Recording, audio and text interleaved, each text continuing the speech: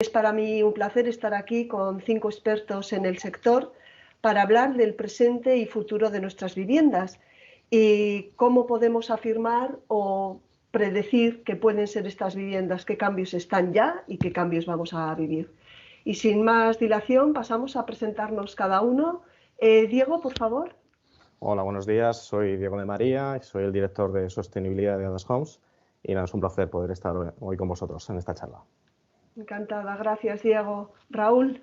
Pues nada, buenos días. Mi nombre es Raúl Alonso, soy arquitecto, especialista en temas relacionados con ecología urbana y rehabilitación bioclimática y regeneración urbana también de la ciudad.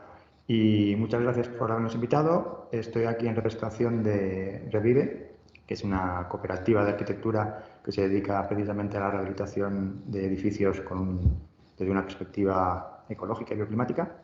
Y nada, espero que os interese lo que hablemos aquí ahora. Muchas gracias, Raúl. Angélica. Hola, ¿qué tal? Buenos días. Mi nombre es Angélica Tarrasa. Yo soy responsable del canal de promotoras inmobiliarias y arquitectos de Schneider Electric y es un placer estar aquí hoy. Muchas gracias, Angélica. José Antonio. Hola, buenas tardes a todos. Soy José Antonio Vizcaíno, vengo en representación de FENIE, que es la Federación Nacional de Instaladores. Y bueno, agradeceros la invitación y un saludo para el resto de ponentes. Muy bien, Daniel, por último. Hola, buenas tardes. Soy Daniel Cuervo, director de Asprima y secretario general en APC España. Para mí es un placer porque, como veis, sois un colectivo bastante heterogéneo, desde asociación, instaladores, fabricantes, arquitecto, con lo cual me apetece empezar con una ronda en la que me digáis cada uno un poco en espontáneo qué os viene a la cabeza o cómo imaginamos la vivienda del futuro. ¿Qué adjetivos, qué frases? ¿Qué es la vivienda del futuro? Diego. Pues por dar esos titulares, yo lo que os diría es que lo veo como una vivienda sostenible, entendiendo como una vivienda eficiente, descarbonizada, industrializada también, saludable y confortable. Una vivienda flexible y, desde luego, inteligente y autónoma. ¿Os ha dejado algo a los demás? Raúl. Creo que se van a repetir. Creo que se van a repetir unas cuantas, pero bueno, a mí lo primero que he pensado cuando has dicho eso es que la vivienda del futuro, curiosamente, la mayor parte ya existe hoy. Nosotros, desde la perspectiva de la rehabilitación, la mayor parte de las viviendas del futuro son las que ya existen mejoradas y esa parte no deberíamos olvidarlas y a partir de ahí sí que me entran calificativos como los que han aparecido y también uniría uno que es asequible, que sea una vivienda que la gente se pueda permitir. Que tienen que ser cada vez más personalizables, hipereficientes, o sea, pasamos de eficientes a hipereficientes, sostenibles y resilientes también. Yo estoy totalmente de acuerdo con vosotros. Es decir, Diego ha hecho una introducción donde nos ha dejado sin argumentos ya y Raúl ha dicho una cosa muy, muy interesante, ¿no? Yo creo que la vivienda del futuro ya se comenzó a construir hace muchos años. Yo creo que se ha avanzado mucho en los 10 últimos años, sobre todo en la calidad de los materiales y en la prioridad en cuanto a renovación de aire, en fin, a todo lo que es mejorar la habitabilidad de la vivienda. Pero yo creo que, sobre todo, en los últimos años ha cambiado la prioridad con respecto a cómo diseñamos una vivienda eficiente, ¿no? Hace unos años, cuando hablamos de domótica, que ya el término domótica ha desaparecido de nuestro lenguaje diario, hablábamos de seguridad, confort o confort, seguridad y eficiencia energética, ¿no? Y yo creo que hoy esos términos se han invertido para poner la eficiencia por delante de todo lo demás, ¿no? Entonces yo creo que bueno, que estamos, digamos, perfilando lo que ya venimos haciendo desde hace mucho tiempo, ¿no? Esa es mi opinión. Daniel. Bueno, suscribiendo todo lo que aquí se ha dicho, por añadir algo o ampliar alguna de las cuestiones, desde mi punto de vista, será una vivienda más conectada con el usuario cuando no esté y, sobre todo, inteligente y autosuficiente energéticamente, y inteligente porque se va a adaptar un poco a la vida de su usuario porque va a tener mucha información, ¿no? Entonces, en ese sentido, va a hacer la vida más fácil al usuario, va a ser autosuficiente energéticamente y va a optimizar mucho el consumo de la energía en base al tipo de vida que lleven los usuarios. Y también estoy de acuerdo en que esto no solamente tenemos que pensar en vivienda nueva, sino también en el parque edificado, que es donde tenemos el reto de transformar y convertir el hogar del futuro a lo que ya se ha edificado años atrás, ¿no? Habéis dado muchas claves. A mí me gustaría en esta conversación ir avanzando sobre esas claves, ir profundizando un poquito, ¿no? Incluso explicar términos que igual mucha gente todavía no comprende bien, hay otros más evidentes. Por empezar un poco hablando de conectividad, ¿qué es la conectividad para cada uno? Son como 3 preguntas en una, ¿no? Pero ¿qué es para cada uno, tanto profesional como personalmente? ¿Cómo la vivís? En positivo, en negativo, en qué parte es positivo, en qué parte es negativo, y si habrá más conectividad, en qué se plasmaría, ¿no? Entonces, empezando igual por la primera, ¿qué es la conectividad para cada uno de vosotros? Si os parece, vamos en el orden que estamos hablando, porque así pues todos sabemos más o menos el orden de intervención. Diego. Pues la conectividad relacionada un poco con lo que es la edificación, yo sí que la veo más vinculada, digamos, de 3 maneras. Una conectividad usuario con la propia vivienda, una conectividad del edificio, de la vivienda con lo que es la ciudad, y una futura conectividad que estará por llegar de conectar esos edificios también con las diferentes administraciones, ¿no? Para que puedan disponer de una base real de datos, sobre todo pues, de consumos energéticos, pues que a día de hoy estamos manejando pues, en base a calificaciones energéticas, ¿no? que se basan en simulaciones, y para tener realmente datos veraces, digamos, de lo que son los consumos de los edificios, ¿no? Yo es lo que veo como la conectividad, lo veo de esas 3 maneras, no solo limitado, digamos, a lo que puede ser usuario con la vivienda, que es algo que ya estamos viviendo, sino que también el edificio se pueda conectar con lo que es la ciudad, las Smart Cities, ¿no? Que también se están ya comentando, y lo que es la conectividad del edificio con la administración, ¿no? Para reportar datos de cuáles son los consumos reales de los propios edificios. Raúl, ¿añadimos algo a Diego? Sí, Diego nos abre el camino y nos lo abre muy bien. Entonces ahí a los demás nos lo pone más fácil porque ya solo tenemos que poner algún matiz. Hoy te ha tocado, Diego. Algún Luego, matiz. en la siguiente pregunta cambiamos el orden, sí. Y o sea, lo que ha dicho Diego me parece todo perfecto, y yo haría hincapié en que como la conectividad hoy en día tiene una potencia, ha cogido un nivel de representatividad en todo lo que hacemos y en la construcción incluso más muy grande, yo haría hincapié en que para nosotros, para mí, para nosotros en la oficina, no nos olvidamos de que es un medio que pretende conseguir un fin. La conectividad es la necesaria, digamos, es la que necesitamos como personas y para mejorar como grupo, para llegar a algunos objetivos que nos tenemos que marcar. Y no nos queremos nunca olvidar de eso, que lo importante es los objetivos que queramos conseguir con esa conectividad, porque a veces parece que la propia conectividad es la protagonista y no lo vemos desde esa perspectiva. Angélica.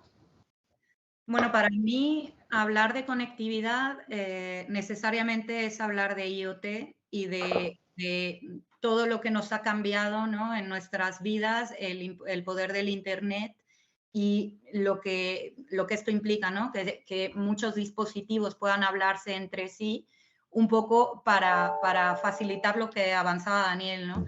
Poder hacer de una manera automática, adaptar, pues, por ejemplo, nuestros horarios en función de las rutinas, o cambiar, por dar ejemplos, la climatización en función de nuestras necesidades, optimizar la energía en función de las horas, en fin, es aprovechar todo el poder de la tecnología para hacer nuestra vida más sencilla, y todos esos datos, ¿no?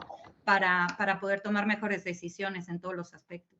Decía antes Angélica al principio que para ella el hogar del futuro era un hogar muy personalizado. Igual viene por ahí también, ¿no? ¿Qué temperatura es la que yo quiero? ¿En qué momento? y que lo haga de manera automática, que Claro. eso es el beneficio, ¿no? Lo que nos aporta ahora el Internet de las cosas. Ajá, José Antonio. Bueno, yo estoy de acuerdo con lo que ha comentado Angélica, ¿no? La conectividad, al final, lo que nos permite es obtener información para poder tomar decisiones, ¿no? Y yo quisiera introducir además una cuestión que es importante, en base a nuestra experiencia pasada. Hay que tener cuidado con el hogar inteligente, porque hay veces que lo hacemos tan inteligente que el usuario no es capaz de gobernarlo, ¿no? Entonces, bueno, sobre todo tenemos que tener en cuenta quién es el usuario de esa vivienda y de tratar de definir muy bien las necesidades para que esto no se nos vuelva en contra. Yo creo que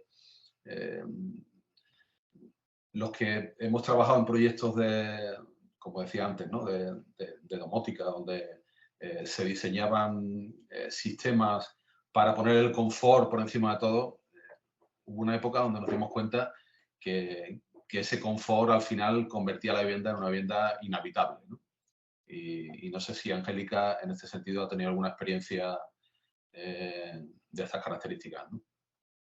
Bueno, por eso hablábamos de la importancia de que sea cada vez más sencillo para el usuario, y eso es lo que nos aporta precisamente el IoT, ¿no? Que pueda hacerse de manera automática, que tú puedas generar a lo mejor automatizaciones y que lo hagan por ti, que se adapten a ti de una manera automática y que no sea tan complicado como era antes, ¿no?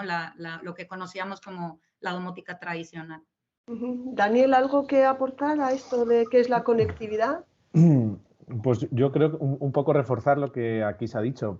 Para mí es, en función de unos parámetros definidos por el usuario, pues va a tomar decisiones la conectividad por ti, en función a tus intereses, para optimizar el consumo, el coste de habitar esa vivienda y optimizar, además del gasto, optimizar el confort. Siempre he pensado para que tengas el máximo confort y el menor coste por ese confort, ¿no? Y evidentemente todo tiene que ser muy fácil para que el cliente y el usuario, en este caso, lo pueda llevar a cabo, independientemente de su conocimiento en tecnología o que esté más o menos acostumbrado a estas soluciones digitales, ¿no? De conectividad, que al final son las que van a hacer por ti, en función de tu tipo de vida. Yo me quedaría con eso. Ajá. Yo os voy a hacer un poco de abogado del diablo porque las respuestas las tenéis vosotros como profesionales, pero a veces la calle nos cuenta, ¿no?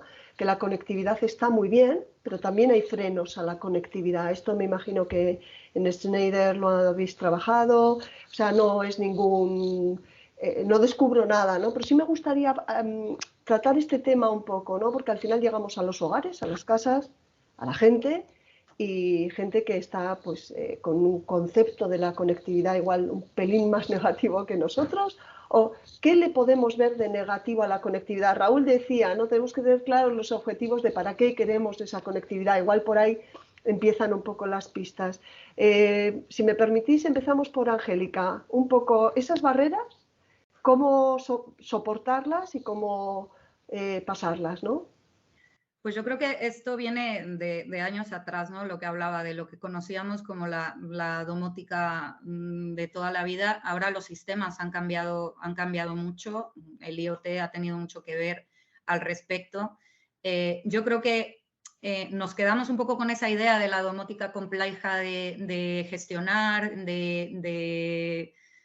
que tenías casi que hacerte un manual para poder controlar la vivienda porque no era autónoma. O sea, yo creo que aquí pasa por trasladar precisamente al usuario final que no nada más se trata de un elemento de lujo, sino que aporta mucho valor en términos de eficiencia, de sostenibilidad, y que eso en definitiva se traduce, por ejemplo, en la factura eléctrica, que yo creo que en los tiempos que tenemos hoy en día es muy importante, no solamente por por la parte de sostenibilidad y los retos que tenemos, sino lo que impacta directamente al usuario final, y eso creo que es labor de todos como sector, el hacérselo llegar al usuario final. Ya tenemos la digitalización en muchos aspectos de nuestra vida y es verdad que en la construcción esto va más lento, ¿no? Esto es muy nativo en otros aspectos, en la banca, en la compra, lo tenemos muy naturalizado, pero yo creo que tenemos que hacer como una labor de enseñar al usuario final las verdaderas ventajas y que no solamente es un elemento de lujo.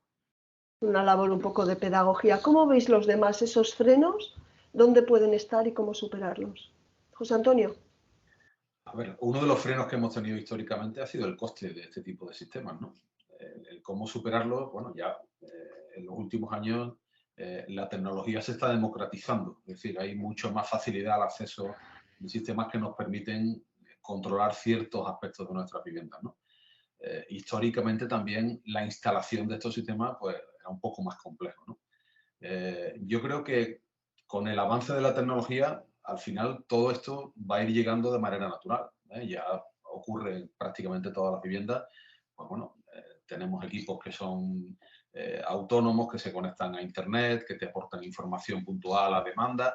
Es decir, todo esto se irá incorporando en nuestras vidas en el día a día. Y bueno, los promotores poco a poco, durante los últimos años ya han ido incrementando la presencia de este tipo de sistemas en las nuevas viviendas y al final yo creo que esto llegará pues por necesidad de poder convivir un poco con, bueno, con los problemas que tenemos en cuanto al coste de la energía y todas estas cuestiones, ¿no? Es decir, hay que optimizar el consumo, hay que también tener en cuenta que todo esto nos aporta seguridad, ¿eh? No solo en el ámbito de la seguridad personal, sino en el ámbito, bueno, pues de controlar que en un momento determinado, si hay una inundación, podamos tener alarmas que nos permiten saber qué está ocurriendo en nuestra vivienda si no estamos ahí. Yo creo que poco a poco esto lo iremos incorporando a nuestras vidas de manera natural, ¿no? A mí me gustaría pasar a la siguiente pregunta con Daniel y el resto, pero empezando con Daniel, para hablar de otro término que ha salido, que es descarbonizar, ¿no? Las viviendas del futuro están conectadas entre ellas, con la ciudad, con el usuario, personalizado, es accesible, iremos avanzando en esa conectividad. Pero otro tema que salía desde el principio es que las viviendas del futuro, hablamos también de descarbonizar, ¿no? ¿Cómo son las viviendas en la actualidad y cómo percibís que se va a ir haciendo todo esto más descarbonizado y más sostenible? Sobre todo más descarbonizado, ¿no? Porque el parque está construido. ¿Cómo veis esa evolución? Bueno, lo primero, haciendo una labor de concienciación, ¿no? de lo que supone la huella que ya ha generado sobre todo el parque, ¿no? Entonces hay que aprovecharse de esa situación y por lo tanto actuar sobre ese parque para de alguna manera rebajar el consumo energético del mismo y siendo muy conscientes de que no lo podemos hacer impactando como en su día se hizo en el medio ambiente, ¿no? Entonces, por lo tanto, utilizando soluciones que minimicen evidentemente las emisiones en cuanto a los materiales que van a intervenir en ella. Por supuesto, intentando aprovechar el 100% de esos materiales que hay que renovar para darle una segunda vida y por lo tanto reducir esa huella de carbono en la fabricación de los materiales, pero sobre todo materiales, bueno, pues con origen de renovables, sostenibles, por así decirlo, y con sobre todo con mucho conocimiento de lo que ha generado ese material, ¿no? En su fabricación, en todo el proceso, para de alguna manera tener esa información y saber y poder medir, ¿no? Que es un poco al final de lo que se trata, ser consciente de esto. Entonces, con lo cual yo creo que intentar utilizar el 100% de los recursos que hay que sustituir. De alguna manera creo que esto cada vez está siendo más fácil hacerlo, aunque no es una tarea sencilla. tener conocimiento del impacto que tienen todos los nuevos materiales para dar esa mejor solución al parque edificado, para tener esa trazabilidad y para poder medir lo que se está haciendo. Yo me quedaría con eso. Raúl, pues te lo lanzo a ti en Revive y porque os dedicáis a ello, ¿no? Entonces, ¿cómo descarbonizamos, intervenimos el parque de viviendas existente? También en grandes trazos, porque no podemos entrar al detalle, pero desde vuestra experiencia, ¿no? ¿Qué posibilidad hay de esa descarbonización y en qué cantidad, ¿no? Dice, pues bueno. Realmente el nivel en el que se puede mejorar casi cualquier tipo de vivienda en temas de eficiencia energética es muy, muy alto. Y lo que sí que vamos viendo en los diferentes proyectos es que cuesta que la gente entienda que son proyectos que incluyen muchas cosas diferentes. Es decir, que no es una cuestión de voy a atacar uno de los problemas y así ya es suficiente. Voy a cambiar las instalaciones o voy a hacer un aislamiento extra, etcétera. Es un problema complejo que es necesario que se vea de manera transversal. Y ese es un inicio que sería importante introducir. Y a partir de ahí, seguir trabajando para que la gente entienda que la gente y las administraciones entiendan que ese problema futuro, esa vivienda futura, ya se soluciona hoy, que es como habíamos empezado a comentar esto, con esos aislamientos, con esos nuevos sistemas energéticos, con esa conectividad, con esa nueva tecnología, integrarlo todo personalizado para cada uno de los problemas que puedan surgir. A mí, Diego, esto que me encanta, lo que estoy escuchando, me parece carísimo. Digo, yo con esta casita de 70 metros del año 70 y pico, esta es la realidad de muchas casas. Quiero decir que vosotros sabéis que se puede, pero ¿cómo percibís o cómo se puede, un poco entre todos, ¿no? Dar pinceladas de, es posible, no sé, una intervención en aislamiento con una en tal y una en tal, y eso ya es eficiencia energética o lo hace más sostenible. ¿Cómo lo veis? Desde luego, bueno, suscribir lo que ya se ha comentado, ¿no? Al final, dentro del impacto que puede tener en la huella de carbono un edificio existente, pues a nivel de materiales, la reposición o mantenimiento que haya que hacer de los materiales ya empleados en el edificio, pues tratar lógicamente, de utilizar productos que tengan un bajo impacto en esa huella. Y sobre todo lo que es la demanda, ¿no? La demanda energética, que es donde está el hándicap, pues toda la parte del carbón operacional que se llama de los edificios, ¿no? Por el propio uso de energía que hacen, y es minimizar la demanda, y para ello, desde luego, pues habría que atacar las envolventes, o sea, hacer una buena auditoría energética del parque existente, de los edificios, para poder optar a la mejor solución, tanto técnicamente como constructivamente, que se pueda realizar en las envolventes de los edificios. Y luego los sistemas de instalaciones, ¿no? Lo que pasa es que es verdad que es complejo, porque al final, bueno, descarbonizar, electrificar, bueno, es complejo, ¿no? Un poco por los sistemas que tenemos a día de hoy ya en el parque existente, y sobre todo los sistemas terminales que, por ejemplo, están climatizando las viviendas, ¿no? Porque no se adaptan todos los sistemas de producción de la misma manera, ¿no? Entonces, bueno, está claro que es donde hay que atacar, ¿no? Lo que es la envolvente para bajar la demanda, y luego los sistemas de instalaciones para que sean más eficientes. Y a nivel de materiales, lo que pueden ser reposiciones o mantenimientos, tratar de utilizar materiales de bajo impacto. Y entiendo esto que tiene un coste, después sí. medirlo, ¿no? Y automatizarlo, porque acabas, lo pones todo y dices, ya no sé qué pasa con mi casa, ¿no? Correcto, es lo que hablamos, ¿no? Un poco también lo que es, a ver, lógicamente tendría que haber una nueva recertificación energética de ese edificio para que se adapte a la situación actual de esa rehabilitación, y luego lo que hemos comentado al principio, de esta conectividad que permita tener datos reales de cómo son los consumos de ese edificio. Ahí es donde le lanzo a José Antonio. Vosotros sois al final los que estáis ahí, a pie de obra, y os estaréis encontrando mucha casuística diferente, mucho. ¿Con qué os estáis encontrando un poquito para... entiendo que el usuario te estará demandando igual, pues quiero ahorrar energía porque me cuesta mucho la luz, pero cuando vais a hacer ese tipo de vivienda más sostenible, ¿con qué os encontráis, José Antonio?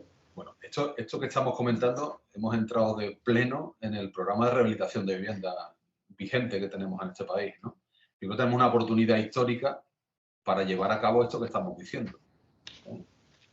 Lo que nos estamos encontrando hoy bueno, que ya hemos empezado. Antes Daniel hablaba de dónde están los fondos. Al menos aquí en Andalucía el plan Ecovivienda es una realidad, ¿no? Y las subvenciones, bueno, estamos en fase incipiente, pero bueno, están ahí, ¿no? Es decir, que ahora nos toca a los que estamos aquí, a toda la gente que estamos aquí, hacer que esto sea una realidad y realmente lleguemos a éxito, llevemos a éxito todo este programa, ¿no?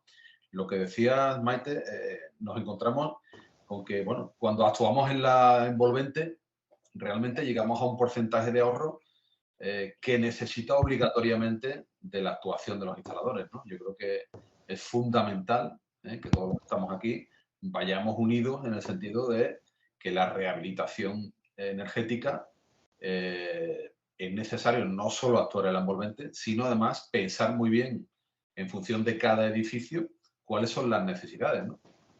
Y en función de la tipología de consumo que se tenga en ese edificio y sobre todo de los sistemas, en el caso de zonas que sean un poquito más gélidas, los sistemas de producción de agua caliente sanitaria y calefacción y todo eso, ¿no? Yo creo que hay mucho recorrido, creo que podemos aportar mucho a todo esto y sobre todo debemos de ponernos entre ceja y ceja la necesidad que tenemos de que aprovechemos el momento que tenemos, ¿no?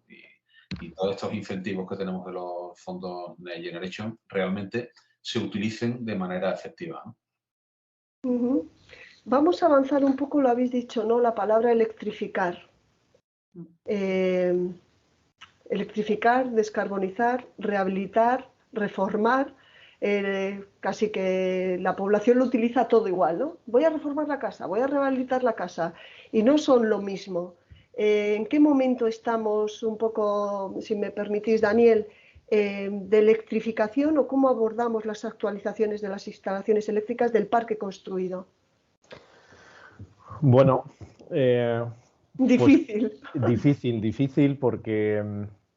difícil pero posible, ¿no? Y yo creo que el reto lo tenemos ya encima de la mesa y sobre todo con recursos, lo que no teníamos hace 3 años, que teníamos el mismo reto encima de la mesa, los mismos compromisos, pero no teníamos recursos. El recurso se tenía que poner directamente del usuario, ya sea con más o menos financiación, ¿no? Y además también la normativa, sobre todo la ley de propiedad horizontal, pues era un freno, ¿no? Y se tenía que actualizar. Bueno, pues no hay mal que por bien no venga en este caso, y después de la pandemia tenemos a nuestra disposición unos fondos europeos que obligatoriamente hay que intentar conseguirlos consumir.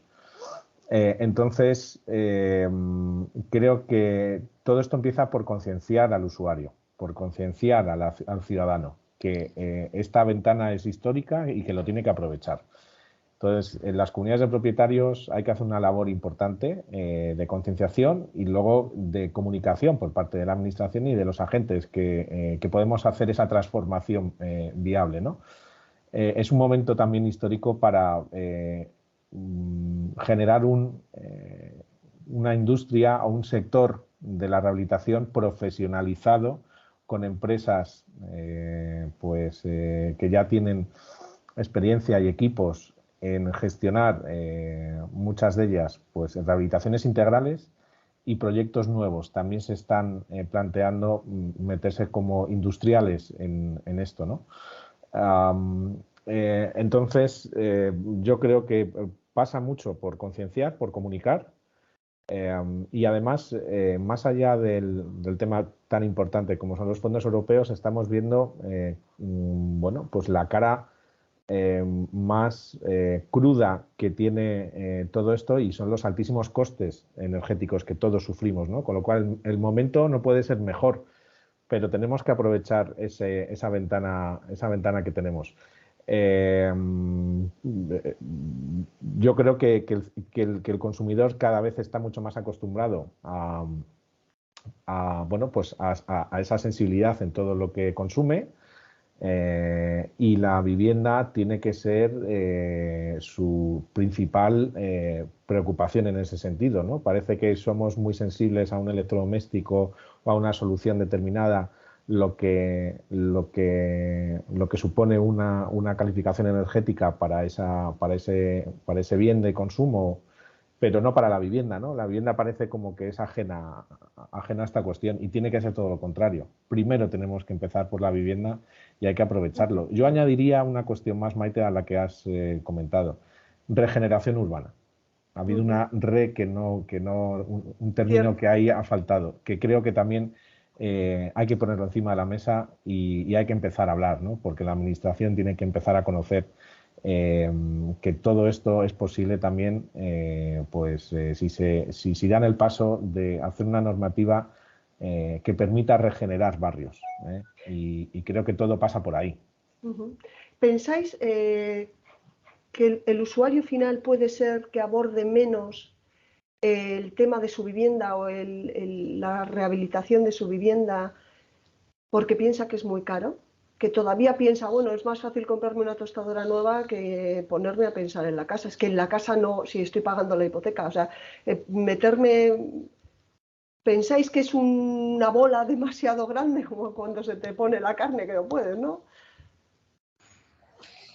Si me permitís. Pues entre eso y todo lo que conlleva, ¿no? Hablando de los fondos, por eso aquí me parece súper importante lo que comentaba también Daniel, de contar con profesionales que te acerquen y te faciliten el proceso. Aquí, por ejemplo, cobra importancia los agentes rehabilitadores, ¿no? Que en un ecosistema residencial tan difuso, que es tan difícil de llegar a las comunidades de vecinos, pues yo creo que profesionales que sean cada vez más transversales, que conozcan de todas las verticales, que conozcan de clima, de gestión energética, me parece súper importante. Y hablando de electrificación, bueno, primero estar conscientes del impacto, ¿no? Lo que también comentaba Daniel. Solo el sector residencial es responsable del 34% de las emisiones de carbono. Y no podemos hablar de descarbonizar sin hablar de eficiencia energética, porque la energía actualmente es responsable del más del 80% a nivel mundial, porque se genera precisamente con combustible fósil. Entonces, tenemos que sustituir y eliminar esta dependencia, y esto pasa por electrificar, lo estamos viendo ya con las placas solares, con el vehículo eléctrico, pero electrificar, no electrificar sin más, ni simplemente hacerlo de una manera responsable y con estas herramientas que te permitan converger, ¿no? Entre la digitalización y la electrificación, es como verdaderamente podemos hacer las viviendas más sostenibles. Raúl. Pues hombre, es que has mencionado el quid de la cuestión, que es el dinero, ¿no? Es decir, siempre toda esta cuestión que decía Daniel, de hablar con las comunidades, intentar que lo entiendan, la mitad de nuestro tiempo quizá es ir a visitar comunidades para contarles lo que pueden hacer, cómo pueden conseguirlo, pero siempre nos encontramos con un problema que es similar, es que se tienen que poner de acuerdo entre ellos, gente que no tiene unas relaciones, no se conocen especialmente, sencillamente viven juntos y van a tomar una decisión muy importante para su bolsillo y no tienen seguridad, tanto incluso a veces, ahora ya no está ocurriendo, pero al principio había ayudas que se concedían y a veces no se recibían, ¿no? Y todo ese miedo de llevar adelante un proyecto potente como es la rehabilitación de un edificio de viviendas que tiene un coste alto, eso a la gente siempre le pone mucho en alerta. Y conseguir que las ayudas realmente les den esa seguridad de que van a poder recibirlas sin problema, que no tengan que adelantar dinero o demasiado dinero, eso es clave para que se animen. Porque si fuera a título individual, nos pasa muchas veces, hay una parte de la comunidad de vecinos está convencida de que hay que hacerlo, por nosotros lo haríamos ya, pero claro, está el del cuarto izquierda que no quiere y está parando la negociación porque tiene y ese problema es clave. Si ese problema se desanuda, el resto entiendo que depende de la administración el que ese problema se disuelva. Bueno, sí, depende de cómo se piense en la cantidad de ayudas, por supuesto, o sea, de que realmente el dinero fluya, pero luego también de cómo sea el mecanismo que se define para que lleguen a las personas, porque si es farragosa la manera de presentarlo, si luego es muy largo el tiempo que tarda en darse ese dinero. Algunas de ellas tienes que empezar la obra en un tiempo, con lo cual no has recibido la ayuda, tienes que adelantar el dinero. Otras de ellas no. Entonces, todo José eso... Antonio, ¿querías intervenir? Sí, yo quería comentar que la ley ha cambiado recientemente. Es Es decir, cuando se quiere hacer una actuación, con la mayoría simple es suficiente. No hay que Sí, contar. me refería a que tienen amigos, digamos, o sea, hay grupos que se generan, entonces a veces se generan grupos que van para un lado o para otro, no que a título individual lo puedan pagar. Y a nivel de financiación, yo creo que hoy es fácil para una comunidad poder acceder a financiación, siempre y cuando sea una comunidad, evidentemente, que tenga en orden todos los pagos de sus recibos, ¿no? Es decir, hoy la comunidad tiene personalidad jurídica propia para que la consecución de un crédito que haga frente a la parte que no se subvenciona de una actuación se puede hacer de una manera muy sencilla. Y luego las ayudas van directamente a cada uno de los usuarios. Es decir, que hoy yo creo que el mecanismo es sencillo. Lo único que yo creo que debemos de transmitir un mensaje claro, aclarando todas las dudas que muchas veces los vecinos tienen y esas cuestiones que siempre, ese miedo a que la ayuda no llegue, todas estas cuestiones que las hemos vivido con anterioridad, ¿no? Yo creo que igual hay... Yo creo que es fundamental que en eso seamos muy claros. Igual la gente, disculpa, Daniel, un segundo, el agente rehabilitador que decía Angélica tiene un papel importante que jugar. A mí me gustaría, antes de la siguiente pregunta, Diego, que nos comentes, porque creo que esto en construcción nueva debe ser diferente. ¿Existe una demanda de conectividad, de vivienda sostenible, descarbonizada, con bajo coste en las facturas? Me imagino que ahora mismo en una promoción es totalmente diferente antes, donde, oh, qué bonito el sitio, ¿no? ¿Ha cambiado realmente esta demanda? Sí, desde luego. Cada vez más el cliente es más sensible, digamos, a estas medidas de sostenibilidad que puede recoger su vivienda. Y bueno, no hay que olvidar que ahora mismo, y ya lo hemos comentado, la crisis energética que estamos viviendo, bueno, pues es un factor clave que ahora mismo un cliente ve con claridad de que su vivienda tiene que tener una eficiencia energética máxima. Y eso el cliente ya lo ve a día de hoy. O sea, eso es una realidad. Los sistemas están preparados. Es verdad que la tecnología ha avanzado mucho. Se ha simplificado bastante. De esa domótica, como hablábamos inicialmente, ahora estamos hablando de unos sistemas que son manejables y sobre todo que son escalables, ¿no? Con soluciones como las que tiene, por ejemplo, Schneider, que al final son soluciones que permiten una escalabilidad de que en función de lo que quiera el cliente, pues a lo mejor simplemente quiere gestionar determinadas cosas, como puede ser la climatización o lo que es encendido de luces, puede ir incorporando cada vez más cosas, ¿no? Y lo que está por llegar, ¿no? Como los electrodomésticos. Pregunta directa.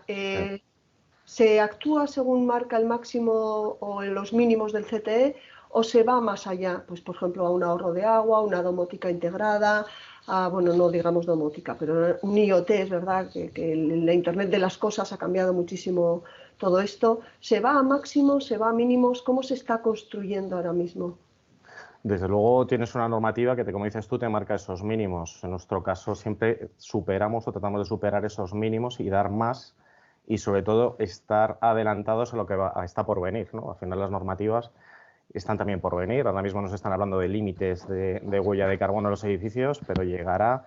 Estamos hablando también de los reglamentos europeos de taxonomía y bueno, pues cómo nos van a afectar y cómo vamos a tener que reportar las compañías y las promociones, cómo se van a gestionar. Está el tema del agua, por ejemplo, en España, que somos un país que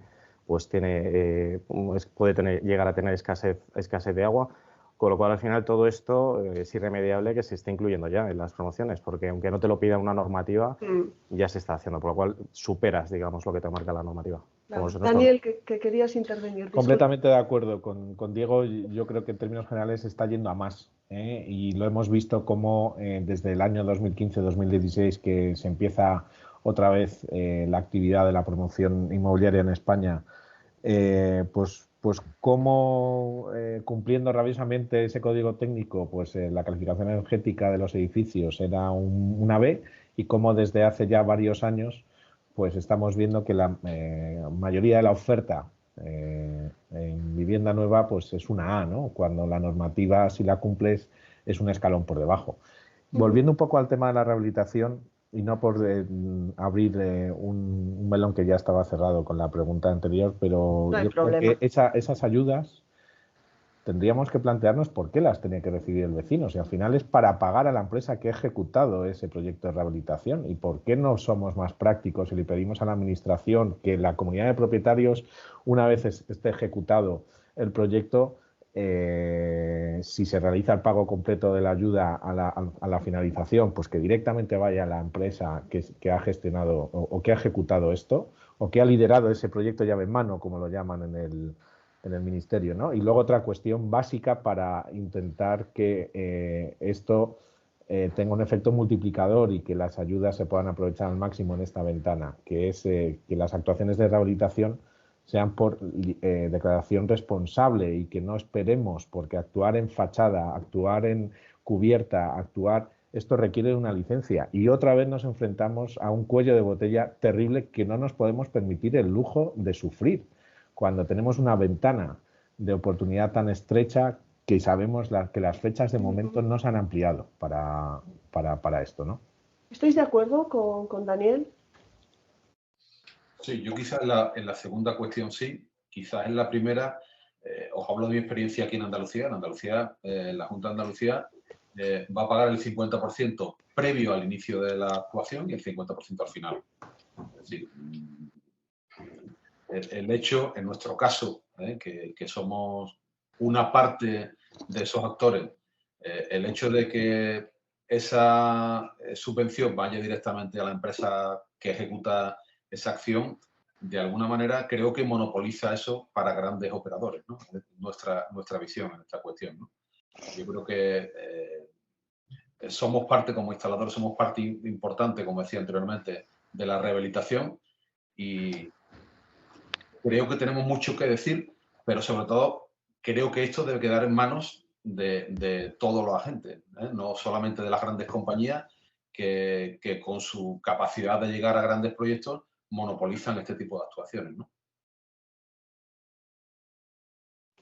Raúl, te lo lanzo a ti por el tipo de empresa también que tenéis, ¿no? Que al final sois una cooperativa de arquitectos que os enfrentáis desde el principio hasta el final, convencer a la comunidad hasta gestionar los fondos. Sí, yo diría que cualquier medida que pueda agilizar el proceso está bien, porque es cierto que esa frase que parece normativa de una variación esencial en la envolvente genera que tenga que ser en una licencia o una declaración responsable, podría agilizar mucho en tema del tiempo que tardas hasta que consigues la licencia. El hecho de que siempre fuera la declaración responsable, eso es cierto. Luego, en cuanto a quién tengan que ser las personas o las entidades que reciban ese dinero, no sé qué sería lo más eficiente, porque lo que dice José Antonio también es cierto. Es decir, si se toma una decisión que lo que implica es que se centralice todo en empresas grandes, puede ser un cuello de botella que a lo mejor tampoco es interesante. No me atrevería en ese caso a decir dónde posicionarme, porque creo que es un tema de cómo se define esa parte más burocrática de las ayudas, que personalmente me supera un poco. Ajá. Pero cualquier cosa que pueda agilizarlo, desde luego, totalmente a favor, claro. Volviendo un poco a la casa del futuro, el hogar del futuro, un poco por ir cerrando, yo tenía aquí un listado que lo he compartido con vosotros anteriormente y me gustaría que ante esa afirmación cada uno digáis un poco lo que os viene, ¿no? O más, ¿cómo convenceríamos en esa pedagogía que decimos que hay que hacer sobre la población general de que eso es un beneficio, que tu hogar esté descarbonizado? Diego, ¿eso es un beneficio? Absolutamente, es que si el impacto que tiene el sector de la construcción, que lo ha comentado anteriormente Angélica, pues es grande. Si no conseguimos descarbonizar los edificios, pues estaremos no solo agotando los recursos, sino que nos vamos a llegar a una situación en la que no vamos a poder prácticamente ni poder vivir, ¿no? Con lo cual es una necesidad. Entonces no hay vuelta de hoja, tiene que estar completamente descarbonizados los hogares. Yo me estoy poniendo un poco en el lado de la comunidad de vecinos que decía Raúl, claro, tenemos que descarbonizar. ¿Qué más argumentos para llegar a esa comunidad y decirles, señores, hasta aquí, hay que descarbonizar? El dinero. Perdón. No, venga, Raúl, tira con el dinero. No, el dinero es la clave. El dinero y los límites. Sí. El dinero es la clave, es lo que primero llega. Hemos probado todo para ver qué le llega a la gente. Y al final es una obviedad, pero lo que le llega, verdad, es el dinero. Porque aunque alguien quiera... pero si tú vas con el argumento de descarbonizar, ¿cómo lo defiendes? que van a gastar menos combustible, con lo cual van a gastar menos dinero. Yo empezaría por ahí, porque siempre que hemos atacado por el medio ambiente, la gente no lo percibe. Dice, sí, muy bien, pero yo tengo lo que tú decías, tengo la hipoteca, tengo tal, y mi dinero es mi dinero y esto tiene un coste. Ajá. Entonces dices, bueno, vas a gastar menos al final en un combustible que es caro ahora mismo y que lo será más previsiblemente en el futuro, con lo cual ahí ya tienes un ahorro. Y luego además, sí. la parte de salud. La segunda capa en la que hemos detectado que la gente accede mejor a acceder a este tipo de medidas es la salud propia, no la de los demás, no el medio ambiente como tal, como todo el mundo lo acepta, pero bueno, está allí. Hasta ahora la gente lo ve lejano, lo está empezando a notar ya más cercano ahora, pero la salud propia ya es otra cosa. Entonces, todas estas cuestiones de medio ambiente al final le afectan a uno, no solo en las de emisiones, sino incluso las de los materiales que utilizas en la construcción. Yo, a la primera parte que comentaba Raúl, de esas dos, le añadiría una cosa al tema del dinero, y es que lo tienen que ver también como un incremento de valor de su patrimonio. Hay una revalorización de ese bien que tú has rehabilitado y que has puesto a punto, y que por lo tanto el día de mañana, cuando tú vayas a enajenarlo, esto será diferenciador. Lo primero, será más líquido, el comprador te lo va a exigir, y si no lo tiene te va a penalizar por ello, por lo tanto vas a vender tu vivienda a un menor precio. Entonces, por lo tanto, creo que esto también hay que utilizarlo como argumento a la hora de concienciar y de convencer.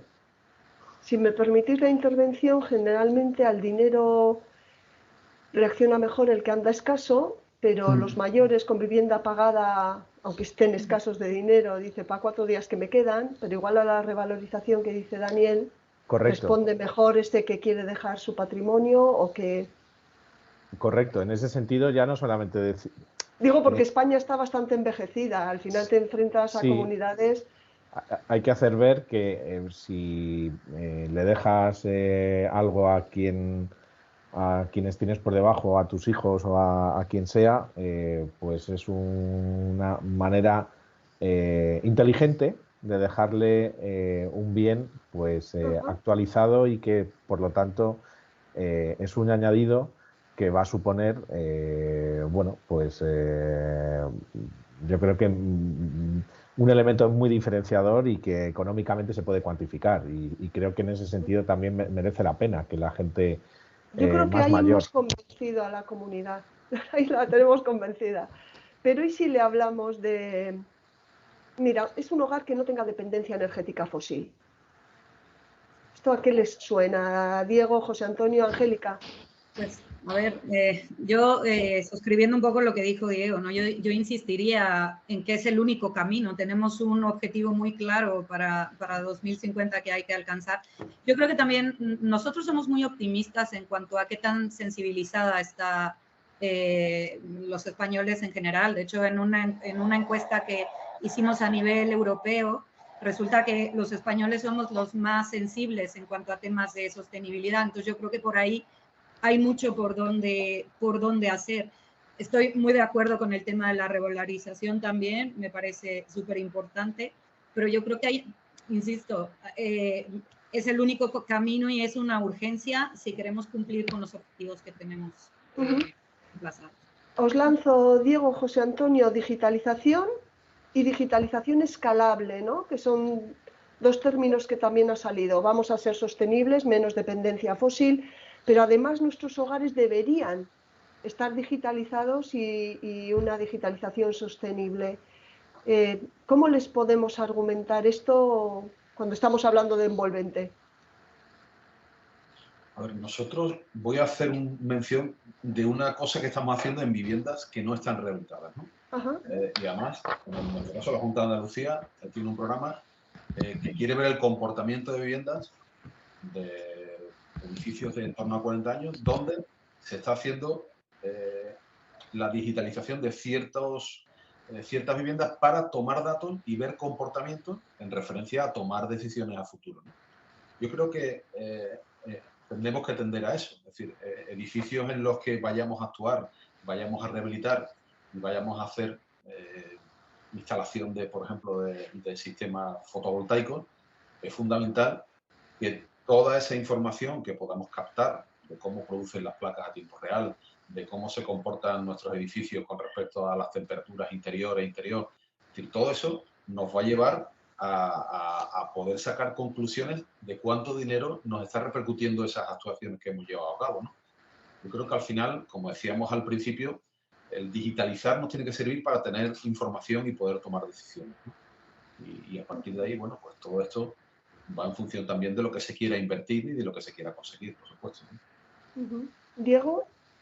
Bueno, suscribir lo que acaba de decir José Antonio. Al final la digitalización es el medio para poder disponer de la información necesaria que te permita luego poder actuar en consecuencia, ¿no? Hace falta disponer de esos datos y bueno, disponer de esa tecnología que te permita tener los datos del funcionamiento real de tu vivienda, de tu edificio, para adaptarlo a la máxima optimización, ¿no?, energética. Por lo cual, bueno, es un medio necesario para poder disponer de la información. Me gustaría cerrar un poquito con que me contéis para vosotros, que estáis en el día a día de las instalaciones, de la eficiencia, de la medición, de la electrificación, de la construcción, ¿cuál es la siguiente emergencia, ¿no? Porque, insisto un poco, tenemos desde hacer una simple envolvente, pasando por cambiar todas las instalaciones, instalar los sistemas de medición y de control y digitalizar esa vivienda en la rehabilitación o en las nuevas, pero ¿cuál es el siguiente paso? Esa emergencia para caminar hacia ese hogar del futuro. Creo que es que esto esté al alcance de todos y que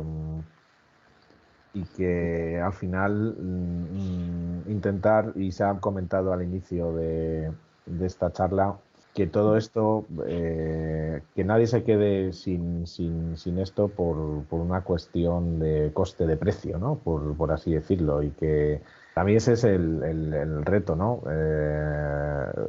Ese acceso a vivienda de la gente joven con estos términos, esos últimos años de la gente mayor que también se produzca en ese entorno y con esas soluciones y más o menos digitalizado, pero sí, sobre todo, mucho más sano, confortable y sobre todo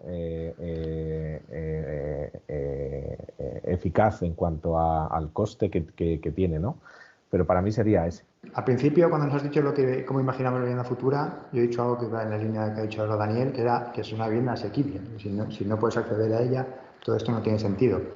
Pero una vez que ya hemos dicho y hemos hablado también de esa parte del dinero, yo creo que la emergencia es algo que ya está ocurriendo ahora y es que tenemos que seguir concienciando a la gente para que entienda qué implica este tipo de proyectos. O sea, que no es una cuestión de arreglar cosas puntuales, sino que es una cosa que conecta con otros muchas cosas y que una vivienda lo que tiene que producir es un bienestar profundo y amplio, de amplio espectro, internamente para quien la habita, pero también para el exterior, hablando de la regeneración urbana del que hablaba Daniel, pero a nivel global también, en cuanto a impacto medioambiental, etc. Esa palabra de bienestar con esa B mayúscula que hemos querido nosotros también remarcar, incluso en el nombre de nuestra oficina, tiene muchas explicaciones que tienen que ver con la bioconstrucción, con la bioclimática, tiene que ver con que sea saludable, con que sea hecho con criterios circulares, que sea eficiente y todo lo que hemos hablado aquí. Pero si la gente no lo entiende, no lo entiende desde dentro para que luego diga, bueno, vamos a hacerlo y hacerlo bien, es muy difícil, incluso con dinero. Pues me quedo con accesible, bienestar. Angélica, siguiente emergencia. Yo en rehabilitación pues seguiría trasladando al usuario final el beneficio. Y en obra nueva también me parece importante recalcar la posibilidad, y esto lo traslado, por ejemplo, a los promotores, a los prescriptores, a incorporarlo de base, ¿no? Esto, por ejemplo, en industrialización está muy claro que se puede hacer de una manera más fácil. Es como en los coches, ya nadie te pregunta si las ventanas son eléctricas o no. No es un opcional, esta tecnología ya viene de serie. Entonces, yo creo que en vivienda nueva se podría incorporar de serie para acercarlo cada vez más también, ¿no? Diego. Pues bueno, siguiente emergencia. La siguiente emergencia, bueno, por comentar algo diferente a lo que se ha podido comentar hasta el momento, yo creo que sería el que hace falta una inversión también que hay que acometer fuera, digamos, de lo que son las viviendas. O sea, estamos centrándonos también en lo que es toda la parte de viviendas, pero no hay que olvidar que al final hay que electrificar esas viviendas y aunque se puedan, muchas de ellas, abastecer de autoconsumo, ¿no? Porque también las normativas también han empujado al respecto, hace falta que nuestra red eléctrica pues también cada vez sea más renovable, ¿no? Y no solo eso, sino que con el parque existente que tenemos, donde no hay que olvidar que tenemos muchas viviendas que siguen dependiendo sus sistemas de calefacción de calderas, pues al final no se puede esto hacer, tiene que haber una transición y tú no puedes cambiar de un día para otro. Así que yo creo que hay que apostar, tiene que haber una transición, ya se está oyendo que llegará el hidrógeno, ¿no? El hidrógeno verde, que bueno, que yo creo que al sector residencial todavía le queda bastante recorrido, pero bueno, por ejemplo están ahí los gases renovables, como puede ser el biometano. Por lo cual yo creo que lo que hace falta a nivel de emergencia es que se apueste realmente por hacer infraestructura para poder abastecer a las ciudades. Y luego también diría que lo que son toda la parte de proveedores, que ya están trabajando bastante, pues sigan trabajando para mejorar sus procesos de fabricación para consumir pues, las menos materias primas y que la huella o el impacto que hay, que es muy elevado en los procesos de fabricación de las materias que empleamos en la construcción, pues se baje significativamente. José Antonio, siguiente emergencia. Diego me ha robado el argumento. Ay. Tenemos un serio problema en este país con la distribución de la energía eléctrica. Nuestras redes no están preparadas para la demanda que estamos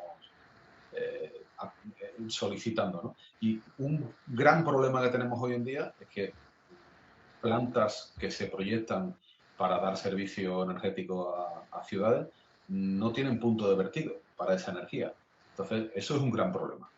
Y ahí las empresas distribuidoras, pues bueno, tendrán algo que decir y yo creo que la administración pública debe de forzarles a que nos den una solución, ¿no? O al menos, no sé si pasar a otro modelo de distribución tutelada como ocurre en el transporte de energía a través de una empresa que, como ocurre en el transporte a través de red eléctrica, que sea una empresa tutelada directamente por la administración. Esa es una de las cuestiones que yo creo que deberíamos de abordar en el futuro, porque no me imagino una ciudad con las infraestructuras actuales y con 100.000 vehículos eléctricos que tienen que cargar a diario, ¿no? Eso es un serio problema, ¿no? Y hay que cambiar nuestro modelo de producción energética. Eso por un lado. Y por otro lado, me gustaría también, volviendo un poco a lo que hemos hablado de rehabilitación, yo creo que deberíamos de irnos de aquí con el objetivo de transmitir a la sociedad que cada edificio residencial debería tener su libro de edificio. ¿Perdón, su libro de edificio, ¿no? Porque eso nos va a permitir saber en cada caso cómo tenemos que actuar, qué posibilidades hay y sobre todo saber de dónde se parte, ¿no? Yo creo que eso es fundamental, ¿no? Y hoy por hoy está primado al 100% con estos fondos que estábamos comentando, ¿no? Y es un paso previo para decidir qué hacemos posteriormente. Por lo tanto, yo creo que eso está al alcance de todo el mundo y podría levantar una demanda mucho más importante de la que inicialmente tenemos como punto de partida. A mí me gustaría, si estáis de acuerdo, uniendo un poco la frase, ¿no? Que el futuro de los hogares puede ser presente porque la tecnología está, los profesionales están y la oportunidad de financiación está. O hay que hacer un poco de pedagogía, insistir y aprovechar, como decía Daniel, esta ventana de oportunidad que tenemos. Así que muchísimas gracias a todos por este tiempo, este ratito que a mí se me ha hecho muy corto. Gracias, Diego. Muchas gracias a vosotros y a todos. Raúl, muchas gracias. Lo mismo digo. Daniel. Gracias a todos y ha sido un placer compartir esta hora con estos compañeros de tertulia. Muy bien, José Antonio, muchas gracias. Muy bien, muchísimas gracias a todos y bueno, orgulloso de haber podido compartir con vosotros estos momentos. Angélica, igualmente, muchísimas gracias. Muchísimas gracias también, encantada de estar hoy aquí con todos ustedes. Perfecto.